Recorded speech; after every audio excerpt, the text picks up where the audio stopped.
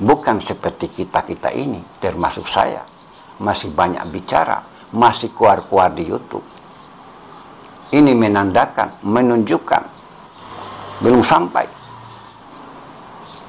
Jadi tanda daripada orang yang telah sampai pada tahap penglihatan, penyaksian adalah mereka yang banyak diam.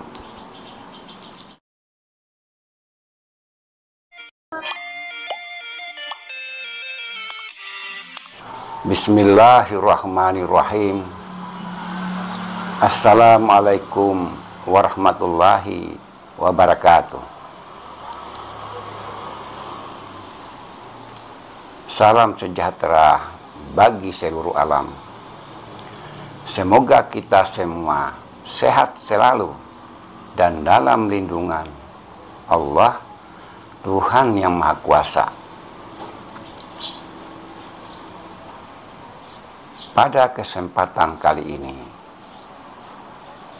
kita akan membahas tentang Tuhan yang bernama Allah itu. Apakah bisa dilihat?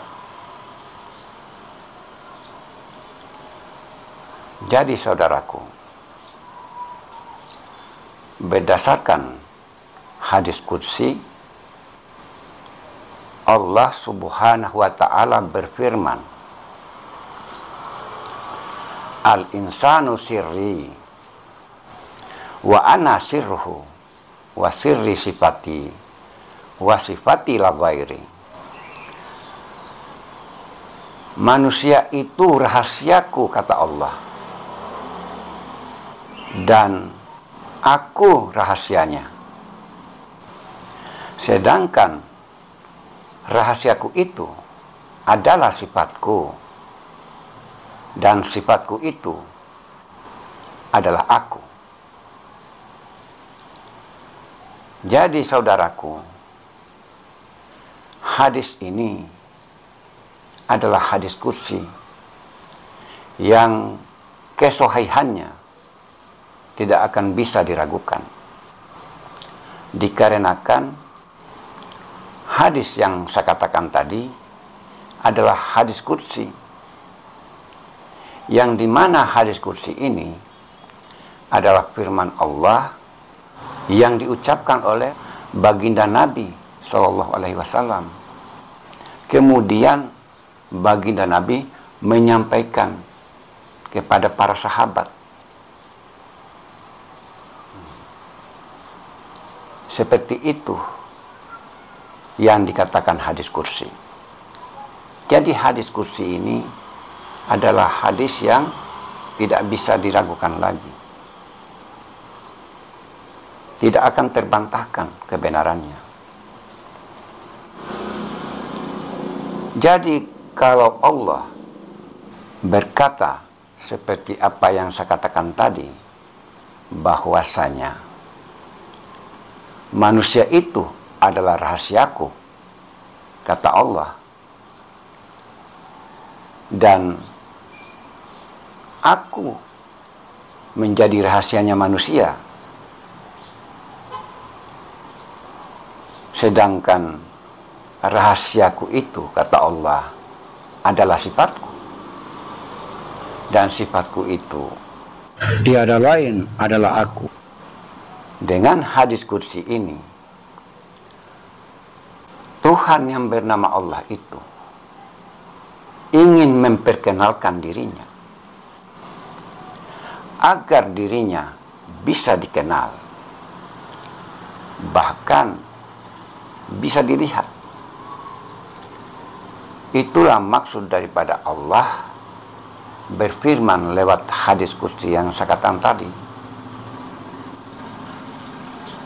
Tujuan daripada Allah ingin memperkenalkan dirinya agar dirinya dikenal, agar dirinya disanjung, agar dirinya disembah, agar dirinya diingat. Sehingga bagi sang pencari yang mencari Tuhan, yang menggunakan akal pikiran, akan tetapi dengan kemampuan akal yang dimiliki oleh manusia itu memang sangat terbatas, karena sesungguhnya akal itu pun adalah makhluk. Sedangkan makhluk yang diadakan, berarti dalam hal mencari Tuhan tidak akan sanggup, tidak akan mampu untuk memandang kewujudan diri Allah itu. Sehingga penglihatan yang digunakan kalau bagi para kalangan sufi atau para ahli tasawuf, pandangan yang digunakan untuk memandang diri Allah yang ada dari segala yang ada ini adalah dengan menggunakan pandangan qalbu. Jadi kalau yang mengutamakan fakta dan logika dalam hal ini, akal berpikir, masih meragukan tentang penglihatan yang dialami oleh para ahli tasawuf atau ahli sufi, dikarenakan orang-orang yang mengutamakan fakta, yang mengutamakan nalar, mereka belum mengalaminya, saudaraku. Mereka belum merasakan bagaimana melihat dan menyaksikan wujud Allah yang maha nyata dari segala yang ada itu. Dikarenakan berbagai hal yang mendindingi, yang membatasi, yang menjadi hijab, sehingga mereka tidak bisa masuk untuk memandang diri Allah yang maha ada tadi. Dikarenakan untuk memandang diri Allah itu melalui berbagai syarat, antara lain adalah membersihkan hati, membersihkan kalbu. Hati dan kalbu ini harus dijaga. Tujuannya apa? Agar penglihatan kalbu bisa berfungsi sebagaimana awalnya ia diciptakan. Karena yang menghalangi penglihatan kalbu itu adalah unsur-unsur duniawi. Unsur-unsur duniawi ini yang berkaitan dengan kesenangan-kesenangan duniawi inilah sebenarnya yang menghalangi, yang menjadi dinding, yang menjadi pembatas. Sehingga Tuhan yang bernama Allah tadi, yang semestinya bisa terlihat secara langsung, sekalipun itu melalui penglihatan batin, tidak akan bisa sampai ke sana. Tidak akan terjadi. Maka itu, tidak semua orang bisa sampai di makam ini. Tidak semua orang. Dikarenakan hanya orang-orang pilihan, hanya orang-orang tertentu yang telah sanggup, yang telah mampu menjaga rahasia-rahasia Tuhan. Karena soal penglihatan, penyaksian itu adalah persoalan rahasia Allah yang harus dijaga. Jadi bagi yang sudah sampai di makam penyaksian, sesungguhnya mereka itu menjadi diam. Itulah orang-orang yang sebenarnya sudah sampai di makam penyaksian. Bukan seperti kita-kita ini, termasuk saya, masih banyak bicara, masih keluar-keluar di YouTube. Ini menandakan, menunjukkan, belum sampai. Jadi tanda daripada orang yang telah sampai pada tahap penglihatan, penyaksian adalah mereka yang banyak diam. Karena setiap apa yang diucapkan, apalagi yang diucapkan itu adalah rahasia-rahasia ketuhanan, maka bagi para ahli tasawuf atau para kaum sufi itu tidak dibolehkan. Bukan dilarang oleh sesama manusia, Bukan, tapi itulah adab orang-orang yang berpegang dalam ilmu-ilmu tasawuf atau ilmu makrifat. Itu adalah adab yang mereka pegang, yang harus dijaga.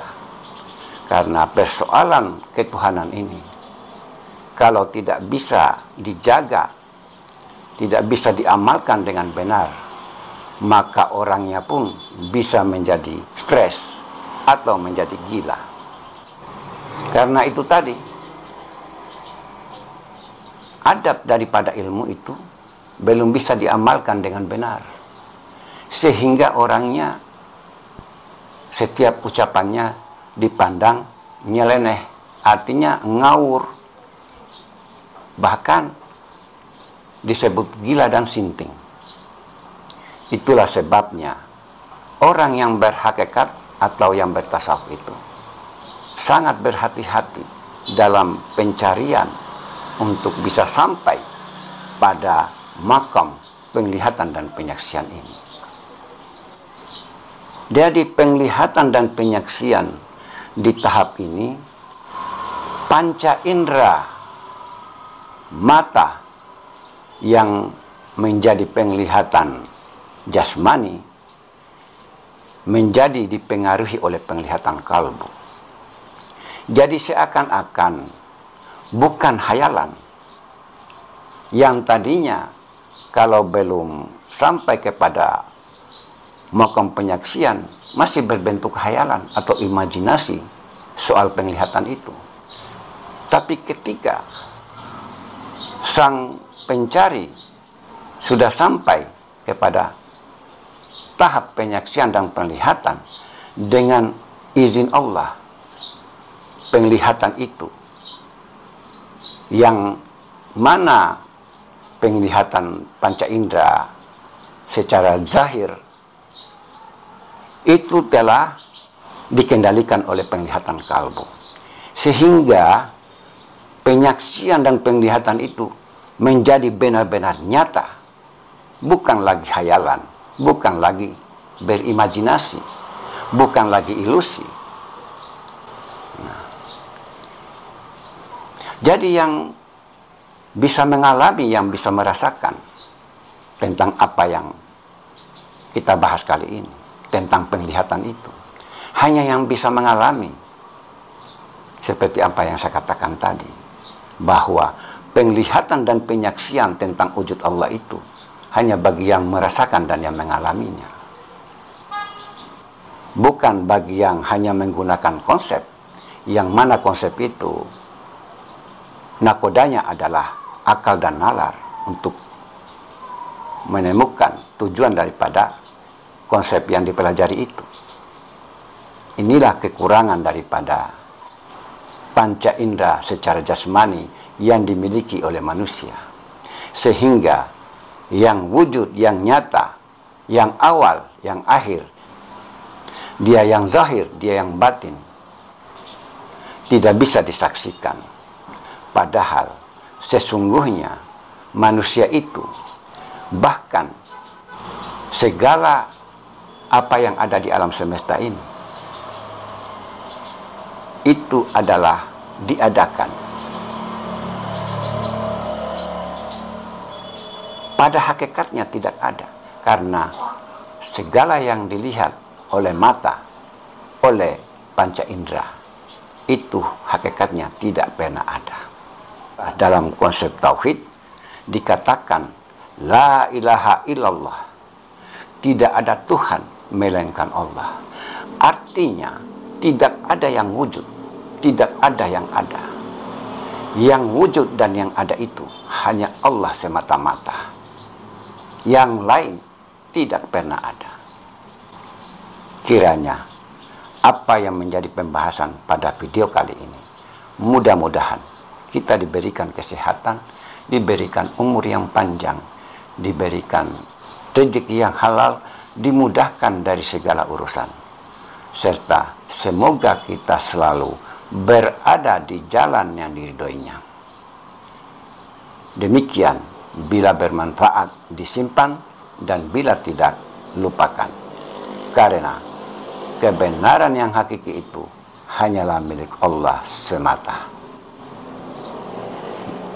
Sekian, wassalamualaikum warahmatullahi wabarakatuh.